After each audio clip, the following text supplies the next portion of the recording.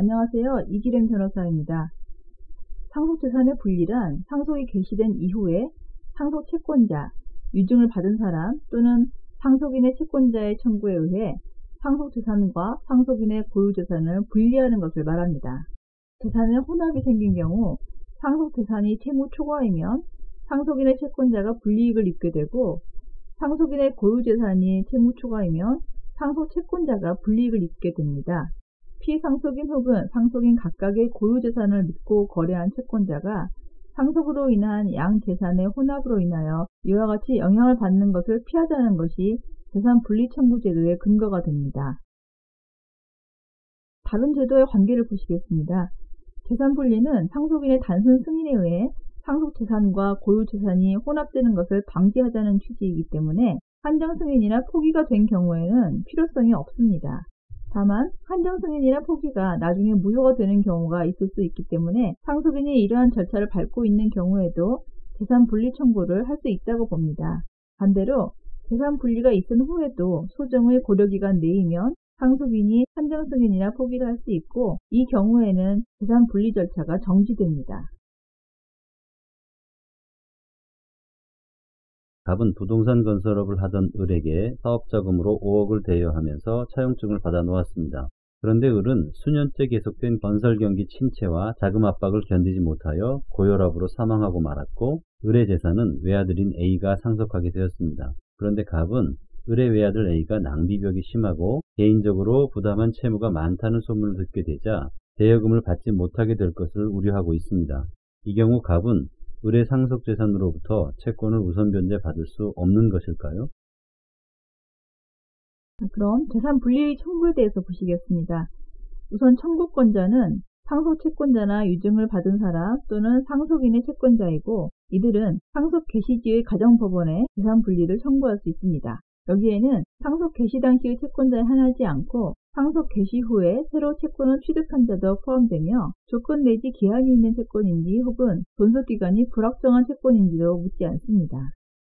그리고 상속재산 분리를 청구할 수 있는 상대방은 상속인이고, 상속인을 알 수 없을 때에는 상속재산 관리인, 파산관계인, 유언 집행자가 상대방이 됩니다. 상속인이 여러 명인 경우에는 전원이 상대방이 되며, 그중 한 사람이 한정승인을 하고 있다 하더라도 마찬가지입니다.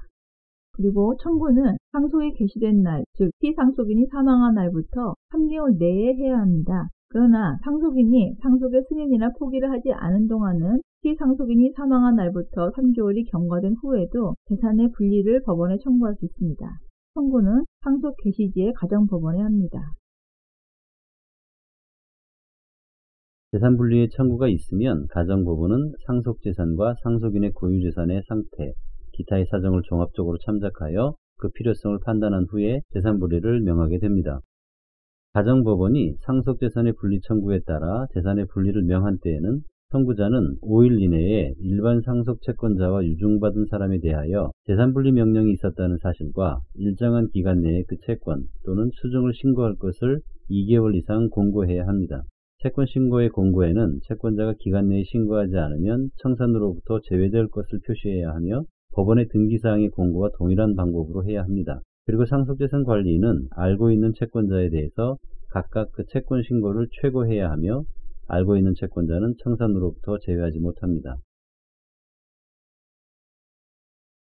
가정법원이 재산의 분리를 명한 때에는 상속재산의 관리에 관하여 필요한 처분을 명할 수 있는데, 대개의 경우 가정법원은 재산관리인을 선임하게 됩니다. 이러한 재산관리인에게는 부재자의 재산관리에 관한 규정이 준용됩니다. 상속인이 단순 승인을 한 후에도 재산분리 명령이 있는 때에는 상속재산에 대하여 자기의 고유재산과 동일한 주의로 관리해야 합니다. 즉, 상속인은 포기한 상속재산에 대해 평균인에게 요구되는 선량한 관리자의 주의보다 경감된 고유재산에 대하는 것과 동일한 주의만을 기울이면 됩니다.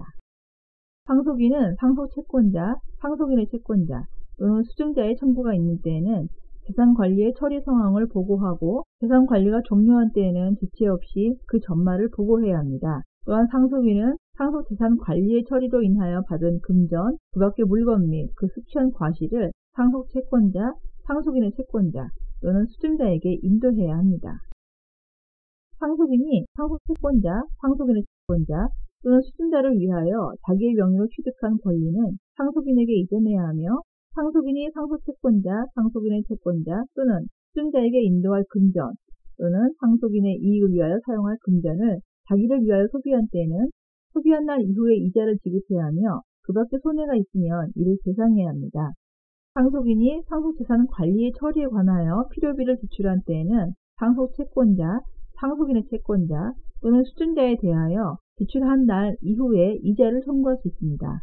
상속인이 재산 관리의 처리에 필요한 채무를 부담한 때에는 상속채권자, 상속인의 채권자 또는 수증자에게 자기에 가름하여 이를 변제할 수 있고 그 채무가 변제기에 있지 않은 때에는 상당한 담보를 제공하게 할 수도 있습니다.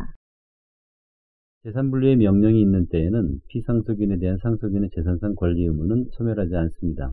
상속재산인 부동산에 관해서는 재산의 분리를 등기하지 않으면 제3자에게 대항하지 못합니다. 이때 부동산에 대하여 부동산 등기법에 정해진 절차에 따라 처분 제한의 등기를 하는 것이 보통일 것입니다. 재산분리 명령이 있은 후에는 상속인은 상속재산에 대한 처분행위를 할 수 없게 되며 만일 이에 위반하여 처분행위를 하면 원칙적으로 효력이 없게 됩니다. 그런데 이 경우 거래 제3자를 보호하기 위하여 동산에 대해서는 선의취득의 원칙이 적용되지만 부동산에 대해서는 제3자를 보호해야 할 필요성이 커지게 됩니다. 따라서 상속인이 부동산을 제3자에게 양도한 경우에도 그 사람에게 대항할 수 없는데 여기서 제3자는 상속인의 채권자뿐만 아니라 모든 제3자를 포함한다고 봅니다. 상속인은 상속이 개시된 날부터 3개월 이내 및 채권자에 대한 공고 최고기간의 만료 전에는 상속채권자와 유증받은 사람에 대하여 변제를 거절할 수 있습니다. 이 기간 만료 후에 상속인은 상속재산으로서 재산분리 청구 또는 그 기간 내에 신고한 상속채권자, 유증받은 사람과 상속인이 알고 있는 상속채권자, 유증받은 사람에 대하여 각 채권액 또는 수증액의 비율로 변제를 해야 합니다. 그러나 우선권 있는 채권자의 권리를 해하지는 못합니다. 이것은 상속채권자 또는 유증받은 자의 일부에게 변제하면 다른 상속채권자 또는 유증받은 자에 변제할 수 없게 되어 불공평한 결과가 되기 때문입니다. 한정승인자는 변제기에 이르지 않은 채권에 대해서도 각 채권액의 비율로 변제해야 하는데 조건이 있는 채권이나 존속기간이 불확정한 채권은 가정법원이 선임한 감정인의 평가에 의하여 변제해야 합니다. 한정승인자는 상속채권자에 대한 변제를 완료한 후가 아니면 유증받은 사람에게 변제하지 못합니다. 또 상속채권자나 유증받은 사람에게 변제를 하기 위해 상속재산의 전부나 일부를 매각할 필요가 있는 때에는 민사집행법에 따른 경매를 해야 합니다. 한정승인자가 채권자에 대한 공고나 최고를 게을리하거나 민법의 규정에 위반하여 어느 상속채권자나 유증받은 사람에게 변제함으로써 다른 상속채권자나 유증받은 사람에 대하여 변제할 수 없게 된 때에는 한정승인자는 그 손해를 배상해야 합니다. 특별 한정승인을 한 경우 그 이전에 상속채무가 상속재산을 초과함을 알지 못한 데 과실이 있는 상속인이 상속채권자나 유증받은 사람에게 변제한 때에도 그 손해를 배상해야 합니다. 부당변제의 경우에 변제를 받지 못한 상속채권자나 유증받은 사람은 그 사정을 알고 변제를 받은 상속채권자나 유증받은 사람에 대하여 구상권을 행사할 수 있습니다. 특별 한정승인을 한 경우 그 이전에 상속채무가 상속재산을 초과함을 알고 변제받은 상속채권자나 유증받은 사람이 있는 때에도 그에 대해 구상권을 행사할 수 있습니다. 한편 부당변제로 인한 손해배상 청구권과 구상권 행사의 소멸시효는 구상권자 또는 그 법정 대리인이 그 손해를 안 날로부터 3년간 이를 행사하지 않으면 시효로 소멸하고 부당변제가 이루어진 날부터 10년이 경과되면 시효로 소멸되게 됩니다.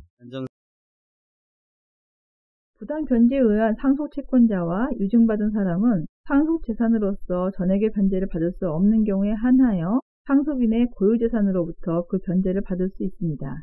이 경우 상속인의 채권자는 상속인의 고유재산으로부터 우선 변제를 받을 권리가 있습니다. 앞 사례에서 의뢰 사망으로 인하여 의뢰 상속재산과 상속인 A의 상속인 재산에 혼합이 생길 경우 상속채권자인 갑이 불이익을 받게 되는 상황입니다. 그러므로 피상속인 또는 상속인 각각의 고유재산을 믿고 거래한 채권자가 상속으로 인하여 양 재산이 혼합되어 불이익을 받지 않도록 양 재산의 관계를 별도로 하는 것이 필요하며 이러한 취지의 제도가 재산분리입니다.